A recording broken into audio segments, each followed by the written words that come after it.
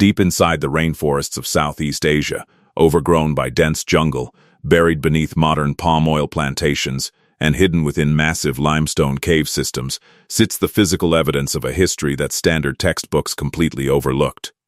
In Malaysia, just steps away from paved highways and residential developments, lie the ruins of a complex, highly industrialized ancient civilization that predates half of Europe's cathedrals, outdates most of the region's famous kingdoms, and may even be older than imperial Rome itself.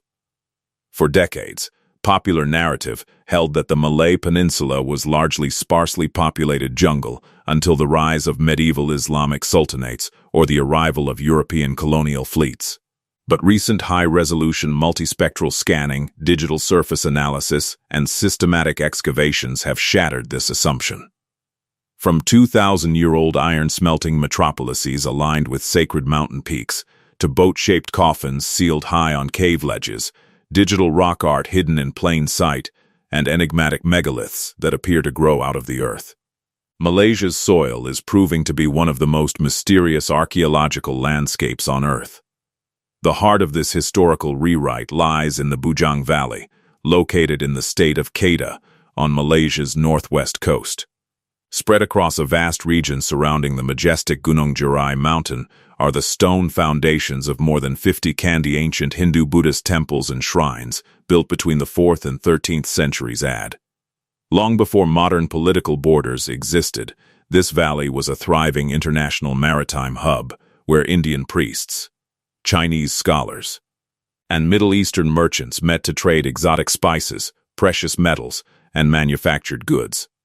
The temples themselves were built using local river stone, baked bricks, and granite blocks, bearing inscriptions written in ancient Sanskrit and early Brahmi scripts. These inscriptions offer hard physical proof that direct trade and cultural exchanges were flourishing along this coastline over 1,000 years before Western explorers ever charted the region. However, the true scale of the Bujang Valley was not realized until systematic excavations were conducted nearby at a site called Sungai Batu. What archaeologists uncovered there was not merely another religious shrine, but a massive, highly organized ancient industrial complex. Excavations exposed dozens of high-temperature iron-smelting furnaces, complete with clay tyres, slag pits, and brick jetties along ancient river channels that connected directly to the Malacca Strait. Radiocarbon testing on charcoal samples extracted from the deepest metallurgical layers returned dates extending back as far as 788 BC. This makes Sungai Batu one of the oldest recorded iron-smelting sites and man-made structures in Southeast Asia contemporaneous with, and by some calculations older than, the foundation of ancient Rome. This discovery fundamentally shifts our understanding of global trade networks during antiquity. Sungai Batu was not a primitive outpost. It was a global exporter of high-grade worked iron, supplying raw materials to ancient empires across the Indian Ocean, while most written histories of the region were still completely blank. Furthermore, spatial layout analysis reveals a profound sacred geometry governing the landscape. Several of the largest candi structures in the Bujang Valley are built in direct, precise alignment toward the peak of Gunung Jerai. Visible for miles out at sea, this mountain acted both as a natural navigational beacon for ancient mariners navigating the treacherous straits, and as a sacred axis around which an entire sacred landscape was systematically planned. Yet, despite its immense historical value, the Bujang Valley faces an ongoing fight for survival against modern expansion. In late 2013, news broke that a property developer had bulldozed Candi No. 11, an ancient stone temple foundation in the Sungai Batu area, flattening it to make way for a residential housing project before it could be comprehensively scanned or preserved. The destruction sparked national outrage and catalyzed new preservation efforts using non-invasive LiDAR and ground-penetrating radar to map unexcavated ruins buried beneath the soil before they, too, are lost to urban development. Moving from the coastal plains of Kedah east to the dense jungle interior of Sarawak on the island of Borneo brings us to another ancient mystery, the Naya Caves. Inside one of the largest cave systems on the planet lies a high, dark chamber known as the Painted Cave. What sets this location apart from almost anywhere else in Asia is what rests on its natural rock shelves and cave floor, dozens of ancient wooden coffins carved directly into the shape of boats. These boat-shaped coffins, long and narrow with elegantly curved ends, were placed there centuries ago by people who viewed death not as an absolute end, but as a journey across an unseen ocean into the afterlife. Perched precariously on high rock ledges deep inside the dark cavern, these heavy wooden vessels were transported using ancient rope and scaffolding systems. Directly above the coffins, stretching across the limestone wall, are vibrant cave paintings drawn with hematite and iron-rich red ochre pigment. The imagery depicts human silhouettes with raised arms, dancing figures, forest animals, and long boats carrying spirits across the rock surface. Together, the boat coffins and red murals formed a sacred funerary theater designed to guide departed souls through solid rock into the underworld. Remarkably, despite centuries of exposure to tropical humidity, cave baths, and natural decay, these painted red guardians and wooden vessels remain preserved inside the cavernous complex. The phenomenon of hidden rock art extends far beyond Borneo into peninsular Malaysia. On the outskirts of Ipoh, in the state of Perak, stands Gunung Panjang, a towering limestone cliff face home to Gua Tambun. For over half a century, Gua Tambun was believed to be a relatively small rock art site. First officially documented in 1959, initial surveys reported roughly 20 to 80 visible red ochre paintings exposed on an open rock overhang between 15 and 80 feet above the ground. Because the cliff face had endured decades of scorching tropical sun and monsoon rains, many of the images appeared faded, weathered, and incomplete to the naked eye. That changed in the 2010s, when researchers returned to Gua Tambun equipped with advanced digital imaging technology and de-stretch image enhancement software.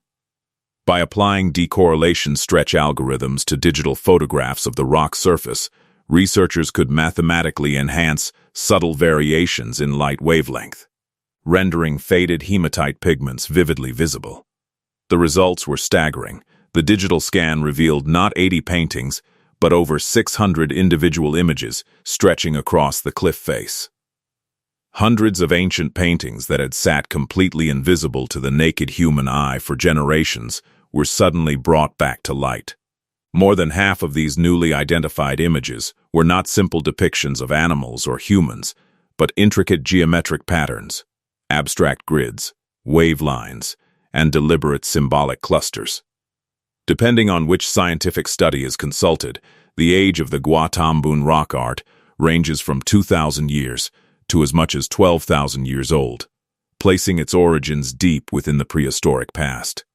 The discovery transformed a site thought to be fully understood into one of the largest, most complex open-air collections of prehistoric symbolic art in the entire region.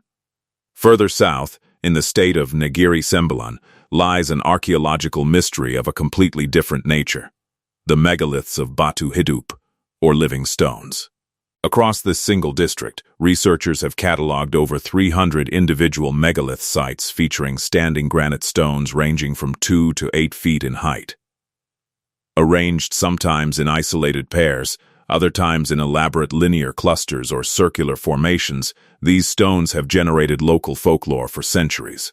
Legend claimed that the stones were literally alive, that they grew taller over time, and emitted a subtle, silvery shimmer under the light of a full moon. When modern geologists and archaeologists investigated the Batu Hidup, they discovered that the legend was rooted in accurate physical observations. The standing granite slabs were originally planted deeply into raised earthen mounds. Over centuries, heavy tropical monsoon rains slowly eroded the topsoil surrounding the base of the stones, exposing more of the subterranean granite block and making them appear to physically grow out of the earth. Furthermore, the mysterious moonlight shimmer was explained by high concentrations of natural quartz and mica minerals embedded within the local granite slabs, which reflect moonlight across the dark landscape. However, solving the physical mechanism of the living stones only raised a deeper archaeological puzzle. For generations, standard theory held that these megaliths served as ancient grave markers or burial sites, similar to standing stones found in Western Europe. But when archaeologists systematically excavated around the base of several key megalith clusters, they found no human remains, no burial shafts, and no grave goods whatsoever. Whatever purpose these heavy granite pillars served, whether as astronomical indicators, boundary markers, sacred meeting grounds, or ceremonial altars, it was not what modern scholars originally assumed.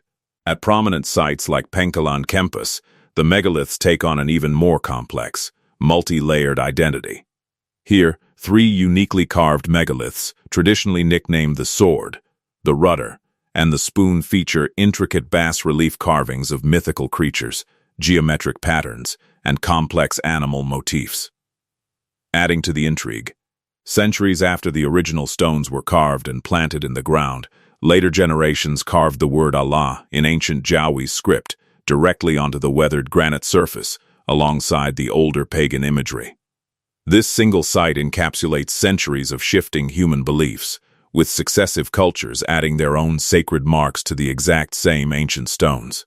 From the 2,000-year-old iron-smelting hearths of Sungai Batu to the 600 digitally uncovered cave paintings at Gua Tambun, the boat coffins of Nia, and the silent standing stones of Negiri Sembilan, Malaysia's archaeological landscape is proving to be far richer and more complex than traditional history ever recorded. As digital scanning, LiDAR mapping, and non-invasive forensic tools continue to re-examine these sites, the forgotten kingdoms buried beneath the jungle are finally stepping out of the shadows and back into the light of history.